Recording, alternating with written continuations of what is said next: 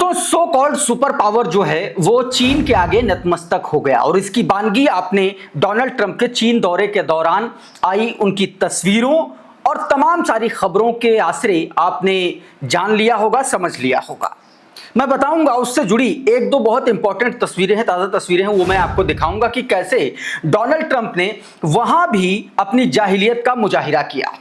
उस आदमी ने सबके सामने टेबल पर रखी हुई वो सीक्रेट फाइल जो शी जिनपिंग की थी वो उठाने की कोशिश की।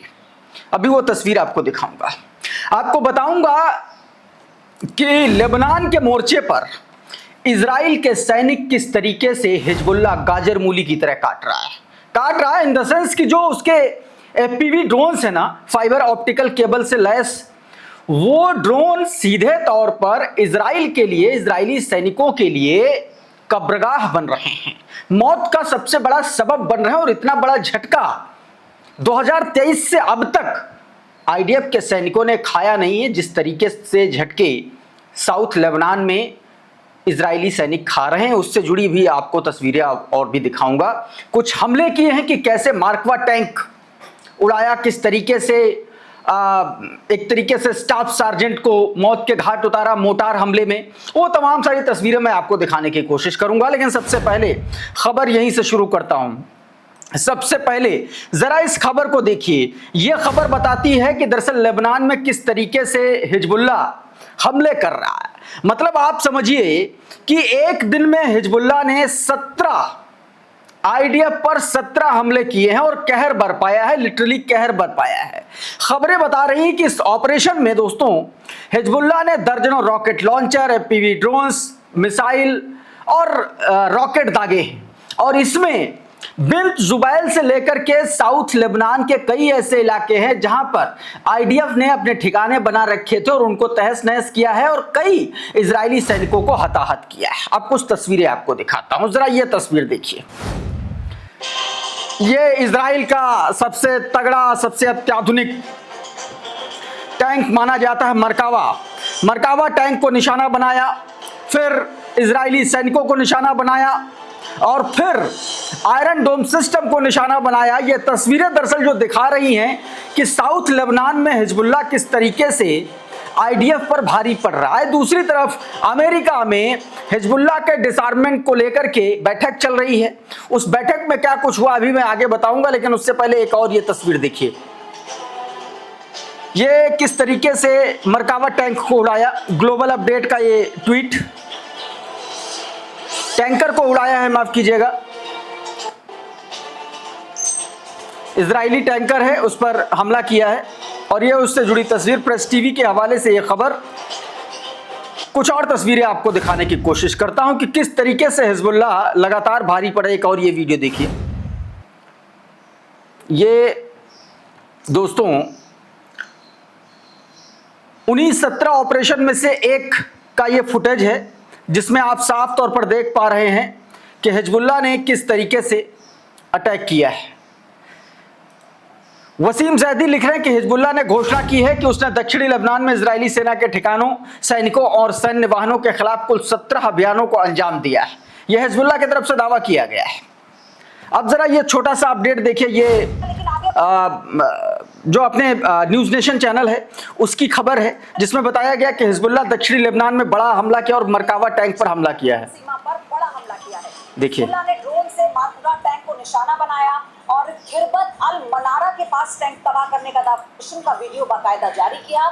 इजरायली सेना के टैंक तो ये खबर खिरबत अल मनारा, ये दक्षिणी लेबनान का हिस्सा और वहां पर मरकावा टैंक को निशाना बनाया। मैं आपको एक बात और यहां पर जोड़ दूं, खिरबत अल मनारा में जो हमला ये हुआ, ये तो हुआ है, अभी 4 दिन पहले भी एक हमला खिरबत अल मनारा में हुआ जिसमें इजराइल का एक और अत्याधुनिक व्हीकल जो मार्कवा टैंक से भी ज्यादा महंगा होता है और गिनती के ही वो व्हीकल हैं इजराइल के पास, उसको उड़ाया था। यही वो जगह थी खिरबत अल मनारा, साउथ लेबनान का हिस्सा, और वहां पर अटैक किया था। अब ये जरा तस्वीर देखिए।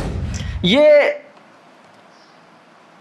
हिजबुल्लाह के मोटार हमले में ये सार्जेंट मारा गया है वॉरफेयर एनालिसिस ने यह तस्वीर इसकी जारी की। बताया गया कि Israeli army staff sergeant Negev Dagan killed by Hezbollah mortar fire near the Litani river in south Lebanon. South Lebanon में जो लिटानी रिवर है, जिसका सारा का सारा विवाद ही है, इजराइल उसको अपने कब्जे में लेना चाहता है। तो लिटानी रिवर के पास हिजबुल्लाह के मोटार अटैक में इजरायली स्टाफ सार्जेंट नेगेव दागान को मौत के घाट हिजबुल्लाह ने उतारा है। यह उससे जुड़ी खबर। दोस्तों, लगातार इस तरीके के खबरें निकल के सामने आ रही हैं और इजरायली सैनिकों के पास अब कोई भी, इजराइल के पास FPV जो ड्रोन्स हैं उनको रोकने का कोई दूसरा ऑप्शन नहीं है। एक और खबर आई, वो खबर मैं आपको बता देता हूं। फिर इजराइल में और IDF में किस तरीके से हिजबुल्लाह के इन हमलों को लेकर के बवाल मचा हुआ है वो भी आपको बताऊंगा। जरा ये खबर देखिए।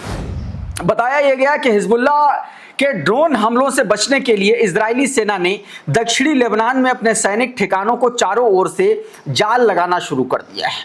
दोस्तों, अभी परसों एक खबर आई थी, दक्षिणी लेबनान में ही एक बड़े सैन्य ठिकाने को तबाह किया था हिजबुल्लाह ने। उसके बाद एक खबर आई थी, उससे पहले एक खबर आई कि ऑक्युपाइड फलस्तीन में एक इजरायली ठिकाना था, वहां पर हमला किया हिजबुल्लाह ने और उसको तबाह किया। और इन दोनों हमलों में कॉमन चीज ये थी कि फाइबर ऑप्टिकल केबल से संचालित FPV ड्रोन्स, जिनकी काट ना तो इजराइल के पास है और ना ही अभी फिलहाल किसी और मुल्क के पास, कि इस तरीके के कम ऊंचाई पर उड़ने वाले FPV ड्रोन इनको किस तरीके से मैनेज किया जाए। तो इसलिए ये लोग अब नेट का सहारा ले रहे हैं, लेकिन ये कारगर उपाय नहीं है। आगे बढ़ूं उससे पहले मैं एक खबर और बता दूं FPV ड्रोन्स को लेकर के। दोस्तों, अभी बीते हफ्ते इयाल जामिर जो चीफ ऑफ स्टाफ है IDF का, उसकी सिक्योरिटी कैबिनेट की बैठक हुई और उसमें खबरें आई कि येदियोत एहरोनोत ने भी छापा और तमाम सारे इजरायली अखबारों ने भी छापा।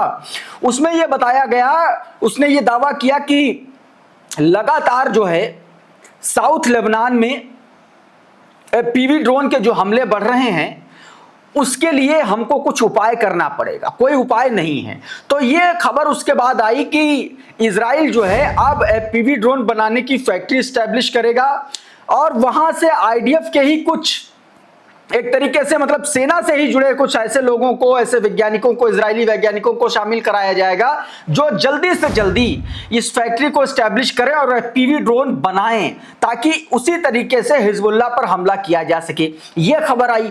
दूसरा एक बड़ा इंपॉर्टेंट पॉइंट इयाल जामिर ने उस बैठक में रखा था कि लगातार लड़ाई की वजह से, लगातार जंग की वजह से इजरायली सेना का मनोबल टूट रहा है, सैनिकों की भारी कमी से हम जूझ रहे हैं। अगर यही स्थिति रही तो आने वाले वक्त में हालात और ज्यादा विकट हो जाएंगे। यह बात भी इयाल जामिर ने उस बैठक में कही थी और तमाम सारी खबरें निकल के दोस्तों सामने आई थी।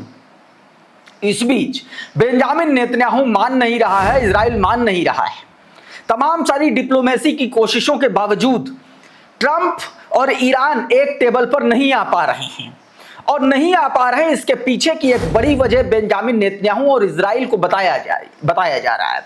दावा यह किया जा रहा है कि बेंजामिन नहीं चाहता कि मिडिल ईस्ट शांत रहे और अभी मैं उससे जुड़ी भी खबर बताऊंगा, लेकिन कुछ विजुअल में कुछ तस्वीरें, एक ट्वीट पहले आपको दिखा देता हूं। जरा इस ट्वीट को देखिए। Israel preparing for renewed war with Iran following Trump's visit to China. Israel's C13, Israel के समाचार एक तरीके से मीडिया प्लेटफॉर्म की तरफ से ये जानकारी आई।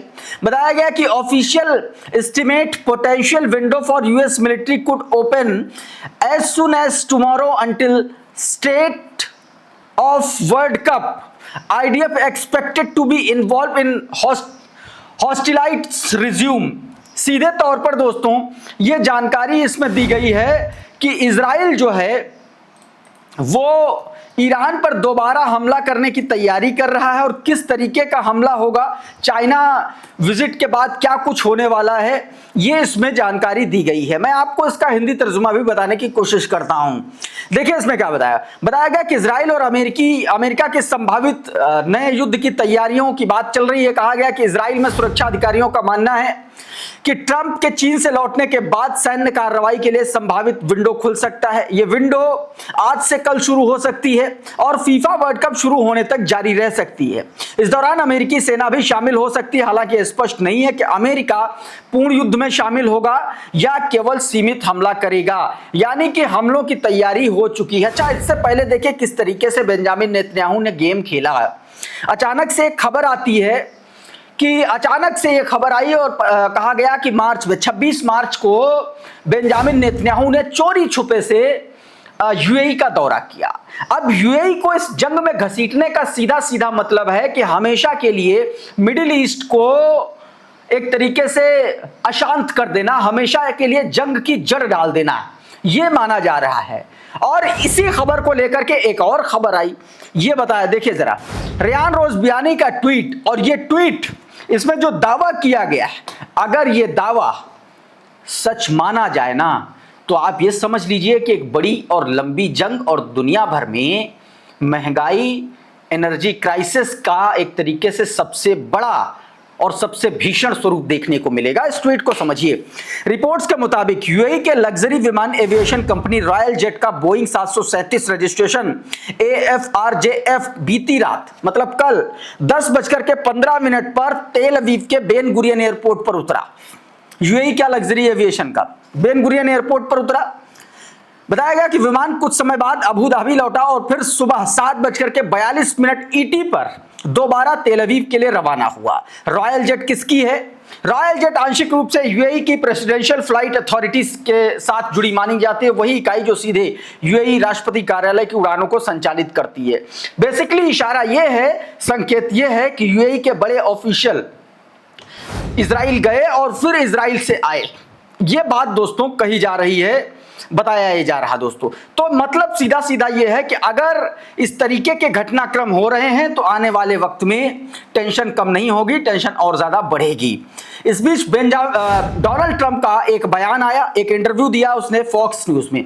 फॉक्स न्यूज को इंटरव्यू देते हुए उसने एक बार फिर से यह बात कही, आपसे समझ लीजिए कि जो बात ईरान लगातार कह रहा है कि इस वक्त डोनाल्ड ट्रंप के लिए, ट्रंप प्रशासन के लिए, अमेरिका के लिए इजराइल फर्स्ट की नीति है, अमेरिका फर्स्ट की नीति नहीं है। और यह बात डोनाल्ड ट्रंप ने अपने मुंह से कबूल की है। सुनिए जरा। We're doing it to help Israel and to help Saudi Arabia and to help Qatar and UAE and, Kuwait and other countries, Bahrain. It also helps China. And I told them today, I said, we're helping you.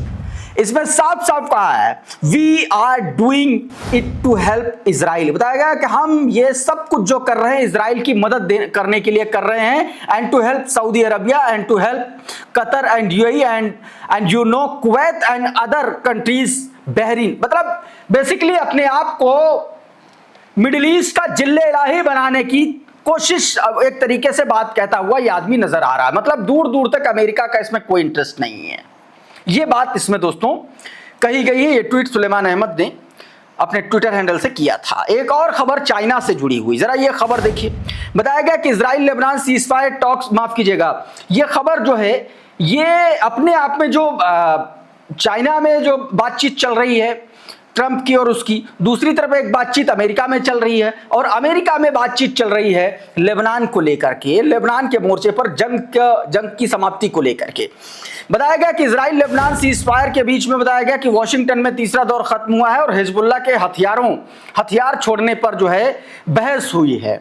और आपको मैं बता दूं, 3 दिन पहले Hezbollah chief से जो है नईम कासिम, 3 दिन पहले ऐलान किया गया था कि हम हथियार नहीं छोड़ेंगे, सीधे सीधे ये बात कही गई थी। इस बीच चीन के दौरे पर पहुंचे राष्ट्रपति ट्रंप ने एक और कारनामा कर दिया। कारनामा किया है कितना नीच और घटिया दर्जे का, ये आप इस वीडियो में देखिए। पहले ये देखिए, ट्रंप बैठा हुआ है, जिनपिंग बैठे हुए हैं, जिनपिंग उठे और चले गए ये। अब आगे देखिए, खेल आगे है, ठीक है। अब इस आदमी की आदत देखिए, ये देखिए, जिनपिंग के पास जो फाइल रखी थी वो खोल करके उठा करके ये पन्ने पलटने लगा। देखिए, मतलब आप सोचिए कि आदमी कितना नीच दर्जे का ये आदमी है। आप सोच लीजिए सिर्फ कि कोई बैठा हुआ, किसी देश का राष्ट्राध्यक्ष बैठा हुआ है और यही सलूक इसके साथ चीन ने किया, बहुत सही किया। ये गया इसके तमाम सारे अधिकारी गए वहां, जब गया तो उसको रिसीव करने गए नहीं, जिनपिंग गए ही नहीं, कहा मैं नहीं जा रहा, सीधे तौर पर। कादम्बिनी शर्मा लिख रही है, कल की बैंक्वेट की तस्वीर है, राष्ट्रपति जिनपिंग टेबल से उठकर जाते हैं, राष्ट्रपति ट्रंप धीरे से बगल में झुक करके राष्ट्रपति शी की नोटबुक खोलकर एक नजर देख लेते हैं, अमेरिकी विदेश मंत्री चुपचाप देखते रहते हैं। बदतमीजी की आदत है ना, तो कहीं भी बदतमीज आदमी बदतमीज ही रहेगा। अब एक और खबर देखिए, इसी चाइना दौरे से जुड़ी हुई। बताया जा रहा है कि अमेरिका राष्ट्रपति डोनाल्ड ट्रंप ने दावा किया है कि चीन के राष्ट्रपति जिनपिंग ने ईरान को हथियार ना देने और स्ट्रेट ऑफ हॉर्मुज को दोबारा खोलने में मदद का भरोसा दिया है। अब दिया है नहीं दिया है, ये जैसे ये दौरे से जाएगा चीन अपना बयान जारी करेगा और उसके बाद 1-2 दिन में सारी बातें शीशे की तरह साफ हो जाएंगी। लेकिन एक बात साफ है कि ईरान और अमेरिका के बीच बातचीत की टेबल बार बार टूट रही है। इस वीडियो में बहरहाल इतना ही। बहुत बहुत शुक्रिया, बहुत बहुत धन्यवाद। आप जुड़े रहिए आपके अपने चैनल द लाइव टीवी के साथ। नमस्कार। द लाइव टीवी, सच सबसे आगे।